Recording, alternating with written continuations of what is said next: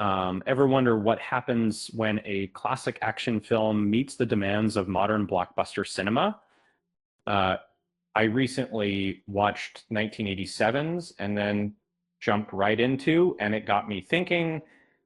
I'm a big fan of sprawling space operas, so I was excited for the new direction, but the contrast between the two films was striking. Isn't just a continuation of a franchise, it's a symbol of how blockbuster films are evolving, exist. I appreciate the willingness to reimagine uh, familiar stories for new audiences, and um, and uh, but sometimes I miss the simplicity of an era when Arnold running through the jungle was enough. While we celebrate, it's worth considering what we've lost along the way. But uh, in the 38 years between, and the film industry has changed dramatically. That's no secret.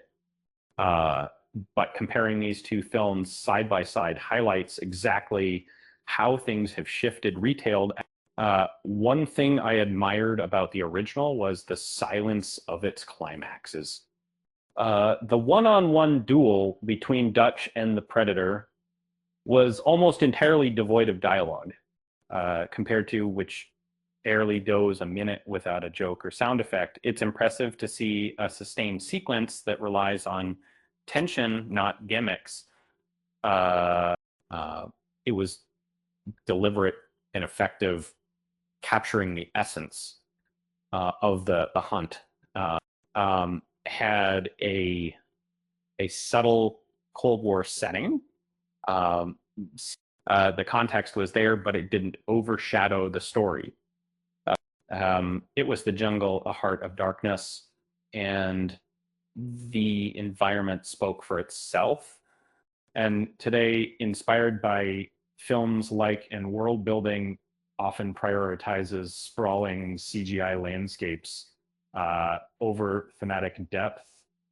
Modern blockbusters always seem to go bigger. A jungle adventure isn't enough anymore.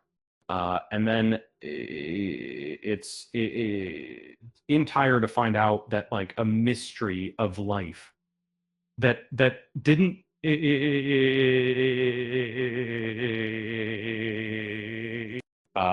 cliffhanger ending, its connections, and its interplanetary setting all offer exciting possibilities.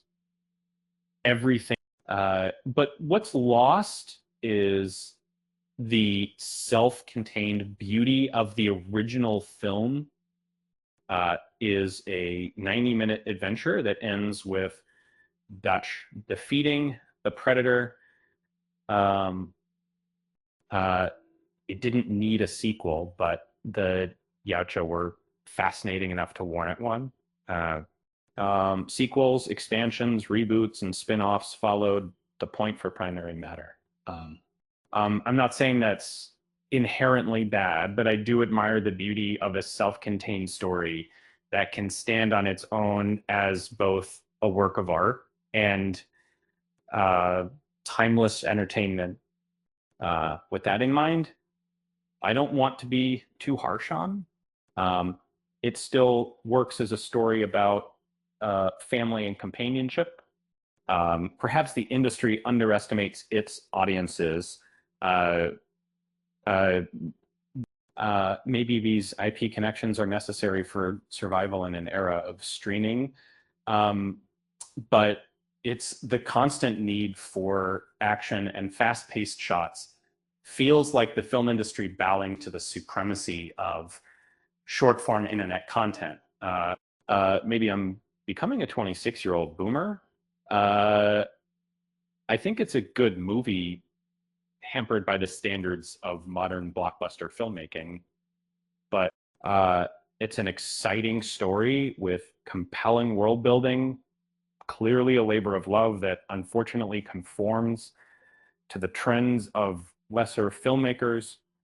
And I'm glad I saw it, and I hope it brings people to the theaters. But I'd really like to see Dan Trachtenberg's next project truly push boundaries. Um, the original was groundbreaking while feels derivative. Um, Speaking of derivatives, did you hear about the Predator who opened a detective agency? Turns out he was always hunting for clues. Uh, with that said, thanks for watching, and until next time,